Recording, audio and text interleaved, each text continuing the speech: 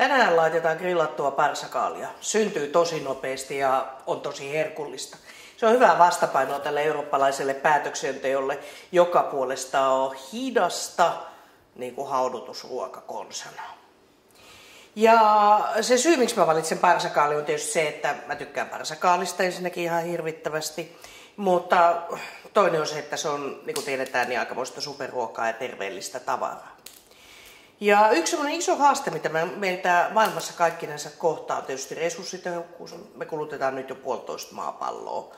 Ja jokainen tietää, että meidän pitää sen yhden maapallon rajoissa olla näiden luonnonvarojen kulutuksen osalta. Ja siellä keskeisiä osia on tietysti rakennukset ja energia, mutta semmoinen ehkä helpoin hoidettava ja tosi iso ja merkittävä juttu on meidän ruoka. Mitä meidän pitäisi syödä, jotta se olisi turvallista, terveellistä, se olisi eettistä ja ekologista ja luonnollisesti se olisi sitten myöskin herkullista ja semmoista ruokaa, joka tuottaa kaikille hyvinvointia.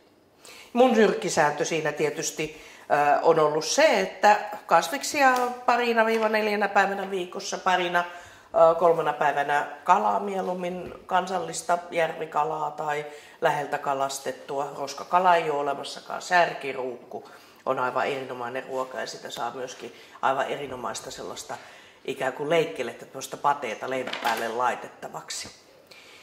Ja sitten kun sitä lihaa syö 2 päivänä viikossa 1–3 päivään tai sitten pienempiä eriä matkan varrella, niin sitten siitä voi maksaa pikkusen parempaa hintaakin. Turha sitä on kärvistellä näiden haasteiden kanssa, ne on myös aikamoisia mahdollisuuksia.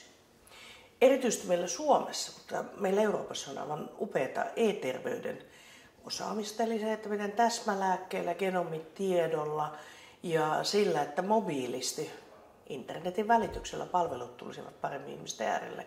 Me voitaisiin hoitaa ihmisiä nykyistä tehokkaammin, nopeammin, edullisemmin ja miellyttävämmin ja ihmiset pysyisivät terveempinä.